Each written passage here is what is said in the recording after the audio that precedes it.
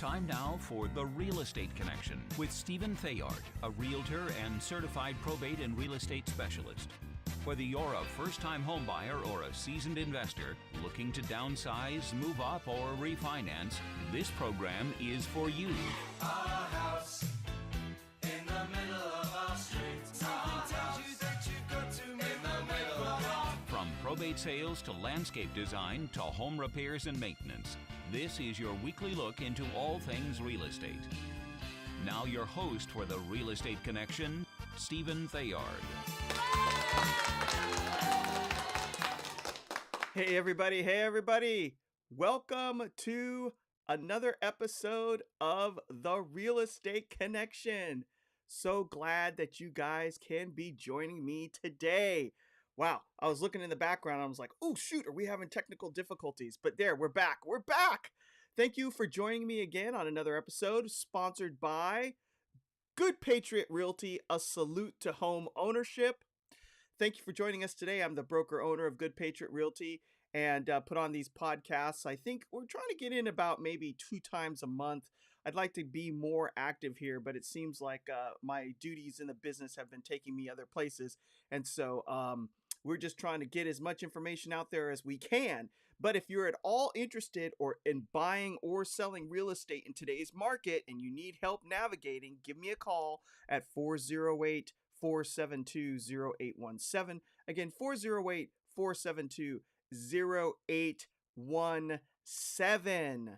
And I'd be happy to answer any questions that you might have or to work with you. And question for you guys, those that actually watch the broadcast and can see this Good Patriot Realty hat. I had a person reach out to me via social media and ask if it was available for sale. And so I'm considering setting up a way for them to be purchased or to have merch available for people to buy. So if you're at all interested and want to send me some feedback, just respond in whatever social media you're watching this on, whether it be through LinkedIn or Facebook. Just make a comment there below, and then I'll judge by how people respond to it and get back to you. But let's get on with the show, okay? Let's get on with the show. All right, so the topic of today's show, which I think is very important in our market and economy, is the most important reasons for home ownership. I think we get distracted by the news of the day, the financial markets, what's going on with different conflicts around the world, the stock market's going up and down, gas prices, all this stuff, right? We just get distracted by all the noise and we forget why we buy the homes that we buy, why we hold on so tightly to the homes that we live in, and why you want to, if you're on the outside of the market, actually get into the real estate market. There are some very important reasons, and we're going to cover them on today's episode. So without any further ado, let's get started. Number 1, interest rates. Now, you're going to say, Stephen, interest rates, why are you starting with that? I mean, isn't that part of the reason why the market's so slow and people aren't buying, especially in high-priced areas like California, New York, Washington, D.C., Maryland, those types of areas? Well, interest rates, believe it or not, are the number one spot that you want to start with because they fluctuate. They go up and they go down. They go up and they go down. And so they drive certain mentalities within the market. And when they're up, sometimes it can create that fear word in the marketplace where we get everybody huddling together saying, oh no, they're so high, I don't want to buy a house, right? But you need to try to avoid groupthink, all right? And get into what's actually happening. Now, they seem high now, but they are historically low. If you look at the curve of interest rates over time in the real estate market throughout the United States of America, since we started doing long-term financing for purchasing of homes, we are still on the lower end. When I bought my first home, and I know I've said this a billion times, we were up around 7-8% 8%, 9%, I think was my first interest rate when I bought my first home back in the mid to late 90s. Okay. Now, given I understand what you're saying, but Steven, the prices are higher and the interest rates are higher. It makes it hard. I get it. I get it. But there are ways to get around it. There are ways to make it work for you. What's the benefit? If you can pull yourself out of group think and not be frightened by the swirling winds around you in the ethos and move forward, you will find that you can negotiate better and you have less competition.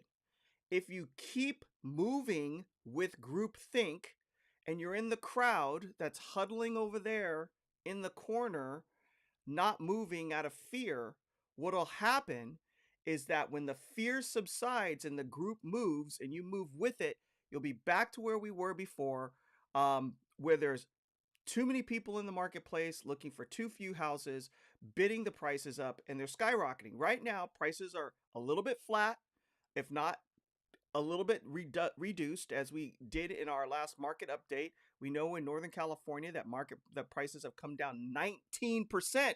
We were complaining they were going up too fast. Now they're coming down, but the groupthink has people trapped in a corner and not moving in a market where you could take advantage of it. Even though the interest rates are higher, they're not going to stay there forever. And when the group gets out of the corner and comes back to the marketplace, what's going to happen? The home values are going to go right back up again. And guess what? If you moved right now where there was an opportunity to get in where there was a little flat and reduced, who's going to benefit for when the market goes back up? That's right, you sitting right there listening to me right now. You're the one who's going to benefit. So yes, interest rates are higher, but they fluctuate. So, but with that being said, even if they are a little higher, you're still going to fix your rate, which means you're going to have stability in how much you're going to be paying for a house, right? With rent, you don't know whether it's going to go up next year or not. You don't know whether your landlord's going to decide to sell, right? With an interest rate that's fixed for 30 years, you know what your cost is going to be for the foreseeable future. And so you're going to grow into your payment. Most of you who are buying houses are successful in what you're doing. You're earning an income and you're becoming more valuable to whoever you're working for. And so over time, you're going to be making more money, which means you're going to grow into your payment. And then eventually that payment is going to become a piece of cake, easy to take care of. That's just what happens. So then what happens to you when the interest rates come back down? You're used to making a higher payment, you refinance to a lower rate, and all of a sudden you've got money in your pocket. How does that song go? Money doesn't jingle jingle, it folds. With that kind of savings, you're going to get folding money, right? It'll go into your back pocket. You can use it to invest into other things like yourself, your family, your future, maybe a second home, an investment property. So that's the benefit of the interest rate. You've got to see it from a different perspective other than what you're hearing in the marketplace is it's high, it's high. Okay, so that's number one. Number two, one of the most important reasons for owning a home: hedging against inflation. All right. So we're experiencing inflation. And so for all of you people who have owned your home, I don't know, for 10, 15 years, you're sitting on a pretty low interest rate and you fixed it for 30 years, which means your payment on your house is not being affected by inflation. I am going to give you a big, giant round of applause for that maneuver. That's fantastic. You've done it. You've hedged against inflation. Now, if you're still in the rental arena, right, those rents can still be going up on you, right? And so then you're having to deal with all the other high costs going up, along with maybe your rent going up. But when you buy a house and you have a fixed interest rate, you are fixing your payment and you don't have to worry about it going up as inflation rises, right? You're hedging. So, um, even during the mortgage crisis of 2008, rents did not drop significantly. They stayed flat. And so, even in a down economy, rents normally don't come down. They usually stay flat. And then when the economy turns, they're going to rise on you. So, again, buying a house is a great hedge against inflation. And then you'll have money as you grow into your payment again to save for the future. All right. So, now, what is the third most important reason for owning a home? Let's give it the bicycle horn. You know what? That doesn't make it sound so great. Let's do the glockenspiel. All right. You're saving money on taxes. All right. So if you're like most of us, right, who aren't in the 1%, who have all these fancy, uh, fancy what am I trying to think of? Just plans, financial planning, where you can put your things in LLCs, foundations, and all this stuff, right? Where you can protect yourself from paying too many taxes. There's all sorts of ways to structure when you have a lot of money. But if you're the average person on the street and you're looking for ways to save on taxes, even though the standard deduction has gone up based on some rule changes that have happened over the last 4 to 5 years, you still get tax breaks from owning a home. You'll get to deduct your mortgage interest on your house, and you get to deduct your property taxes. So as far as numbers are concerned and how much you can qualify, check with your tax professional, but you do get benefits from owning a home for taxes. And when you go to sell that property, you get to defer taxes on the gain. And so I'm talking tax terms. Let me break it down. So you buy something for $1, and then 15 years later, it's worth $20. So the government says, you just made $19. You owe us tax on that $19 that you just made. Because that's how the tax man comes. He sits in your back pocket and he's your silent business partner on every dollar you make.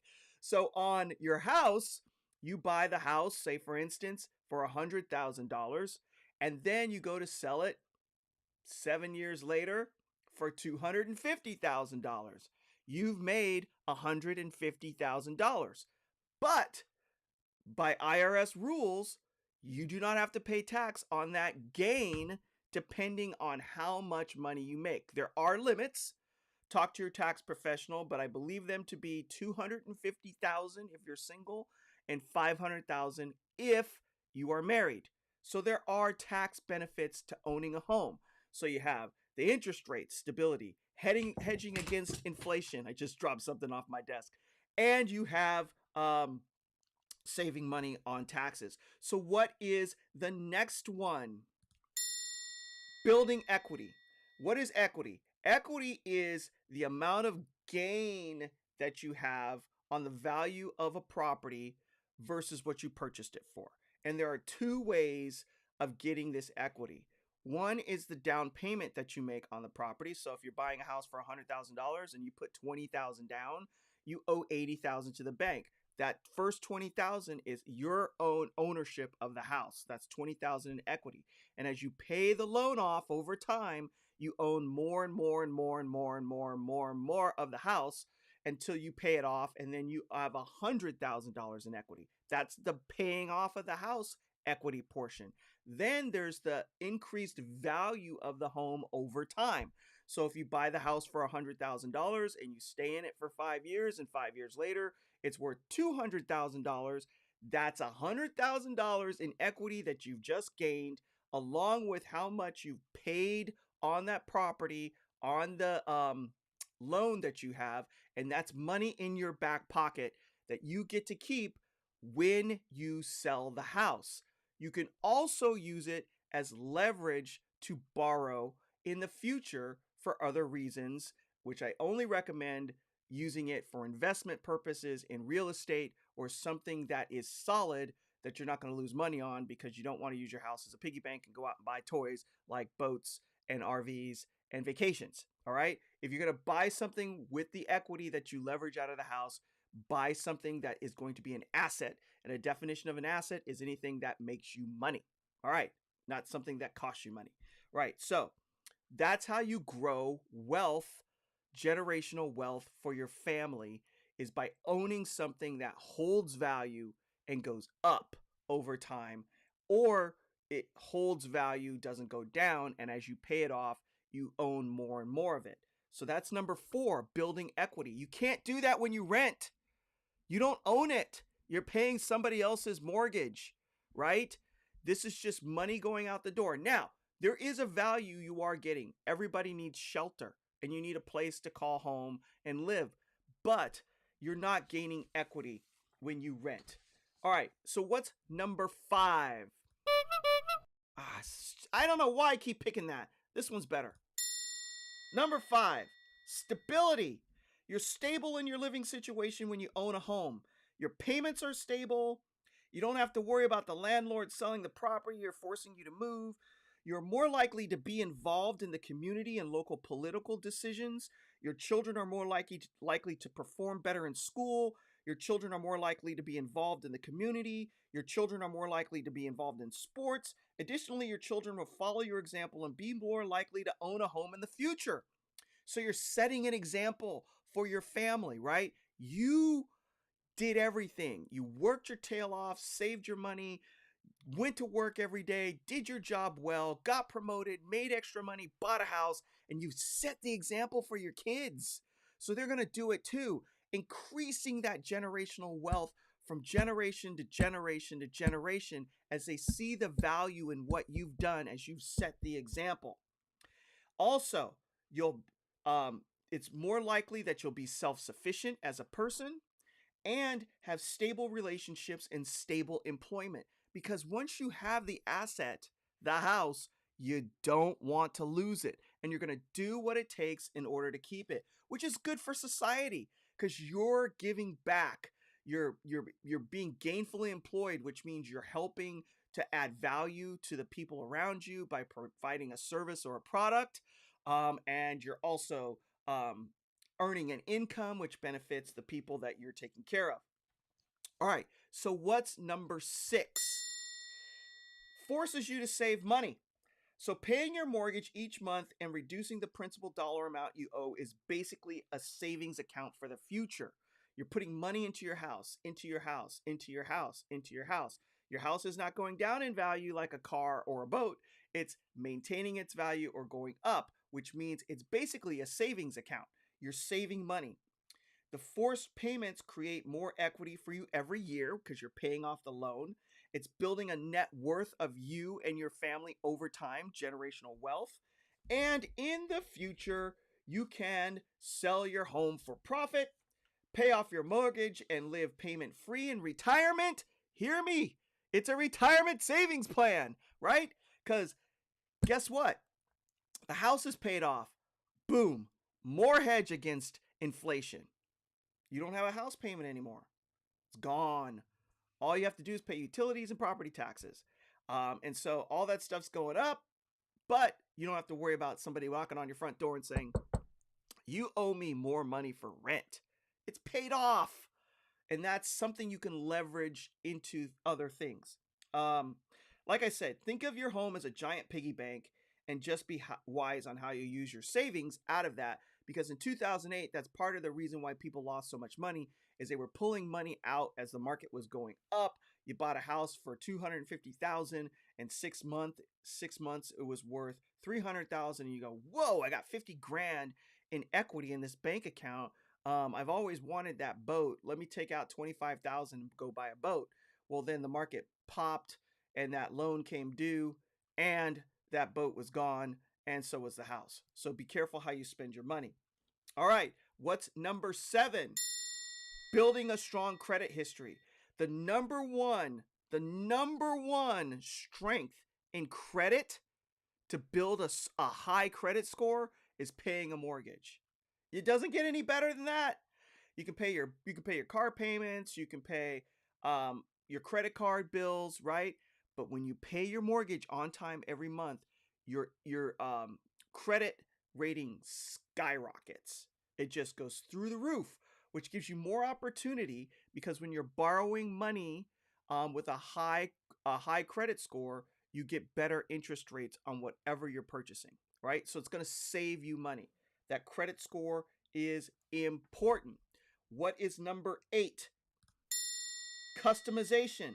When you own your home, you are free to customize it any way you want for the most part. Now, if you're in a homeowners association, there might be some restrictions. But if you're not, I've seen a pink house, Pepto-Bismol pink, right? I've seen it out there. You can paint it whatever you want. You can put a rock garden in your front yard, or you could use your front yard for a vegetable garden. The land is available for you to do whatever you want to it.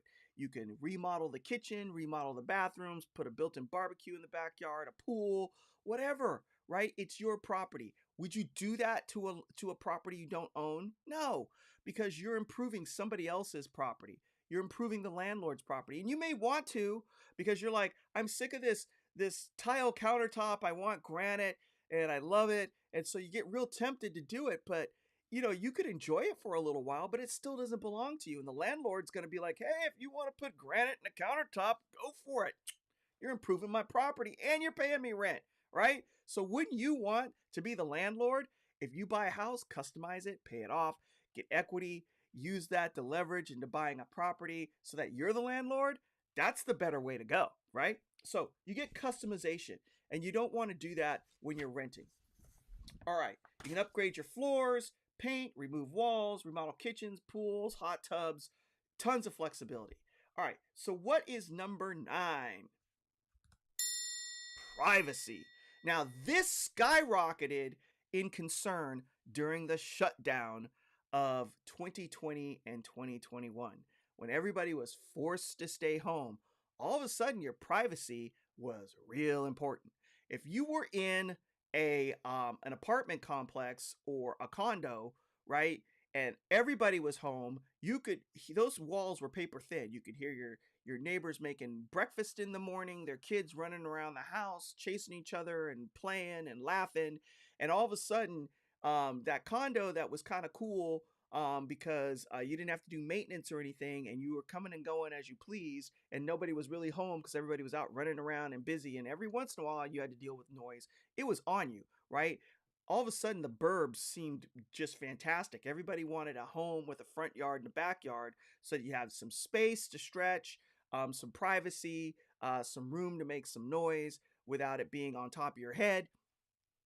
And that's a big deal. Plus, you don't have to worry about a landlord knocking on your front door, sending you an email going, hey, I'm coming to do a home inspection tomorrow.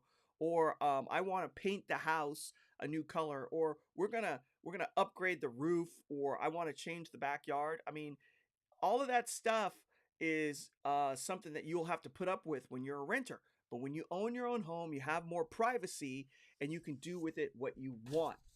What is number 10? And the glockenspiel. Pride of ownership. The primary advantage of you owning a home is your feeling of accomplishment. Having a place for you and your family to make memories, a place for you and your family to put down roots, a place to celebrate accomplishments, milestones, and holidays, having a place for safety to return to at the end of the day where you can put down your own personal touches, a place to invite friends over to celebrate. You are also part of the American dream of being a landowner in the United States of America. Because back in the day, only the landowners had a voice in deciding leadership in the country. That's changed, but there is a quality. There's something about that feeling of accomplishment that says, hey, you know what? I'm contributing. I'm part of the community. I'm part of the society. I have made it. I have purchased a house in the United States, the land of the free and the home of the brave. So that's it. Those are the most important reasons for owning a home. And I hope that helps to refocus us as to why we push, why we work so hard to own a home. There are more benefits than just the interest rate and the payment. It's beyond that. Otherwise, we wouldn't strive for it. So try to remember that when the herd mentality is saying it's not the right time. It's the right time if it's the right time for you. Go for it. I'm going to leave you with this one because it applies. Be strong and courageous. Do not be afraid. Do not be discouraged by the news or what everyone else is saying. For the Lord your God will be with you wherever you go. Joshua 1:9. It applies, it applies, it applies. If you're ready to take that step of courage and not be discouraged and go out and achieve the American dream for you and your family, give me a call today. 408-472-0817.